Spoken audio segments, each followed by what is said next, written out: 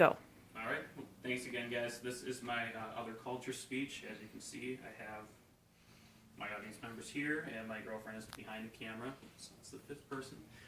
Once again, this is my other culture speech. Queers, faggots, dykes, homos. There are many terms for homosexuals in our society today, and not many of them are pretty. These people, from the moment they choose to come out, are ridiculed and ostracized, oftentimes by the ones they love the most. As we all know, people fear what they don't understand. If the general populace could just take a step back, learn more about gay culture and their experience, they would come to the realization that these are people, just like you and I. They're made of the same flesh and blood. They live, love, and laugh just as we do. They deserve the same rights and liberties that you and I enjoy every single day. In order for us to gain further insight into homosexual culture, we should start at the beginning. If we were to trace homosexuality to its very beginning, we'd find that the origins of homosexuality itself are muddled at best. Considering different cultures view homosexuality as intertwined with major themes of religion, art, and social stature, one would never find one universal answer for this question. The best conclusion we can gather is that the origin point of homosexuality is closely tied with, interestingly enough, the origin of written language. Being that homosexuality probably existed before man picked up the first tablet and pen, we can surmise that this is our best reference point. Through years of studying ancient culture, we can surmise that gay culture has been a feature of humankind since mankind's earliest days, ranging from the ancient Greeks all the way up to Native Americans before white Europeans settled here. These cultures featured people known as two-spirit. This is what the Dakota likes to call them, and this was their version of transgendered people. These people were revered for having the skill set of both a man and a woman, and they were often included into such predominant roles such as a shaman or a healer. At the end of the day, many scholars think that trying to trace homosexuality back to one point is absolutely pointless.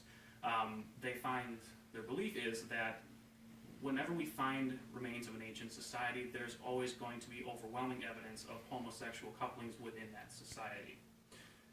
Up until the mid-1900s, homosexuality was considered to be a degenerative mental disease. People who were gay went to great lengths to cover up the fact that they were, in fact, homosexual. Multiple times throughout history, we've seen people lose their children, have their children taken away, just based on the mere allegation that they were, in fact, homosexual.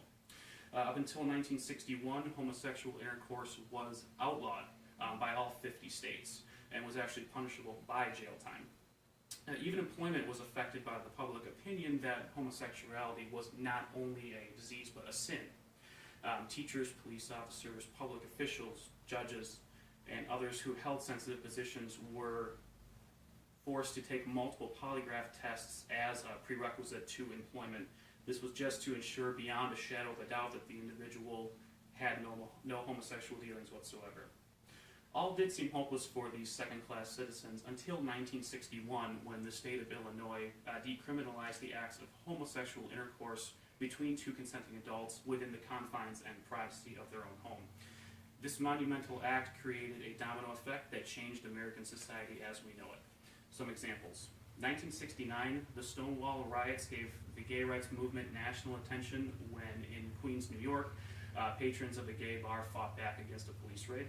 1982, Wisconsin becomes the first state to outlaw discrimination based on sexual preference. 1993, the infamous Don't Ask, Don't Tell policy is enacted within the American military and the workforce.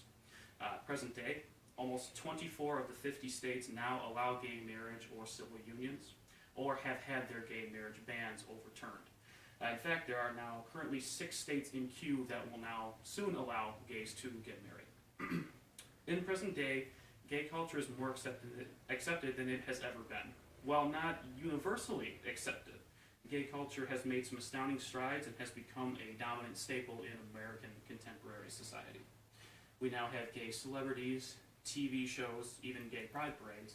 We now even have openly gay bishops and cardinals who, some are allowed to live with their domestic partner. Fortunately, most people are able to accept this change in society, which what was once shunned is now celebrated for its uniqueness. Gays have been able to carve their own niche into American society as they have the right to do. If we can all universally learn to accept what was reviled once in the past, if we can just challenge ourselves to embrace what is the unknown to us, imagine what other great things we can accomplish.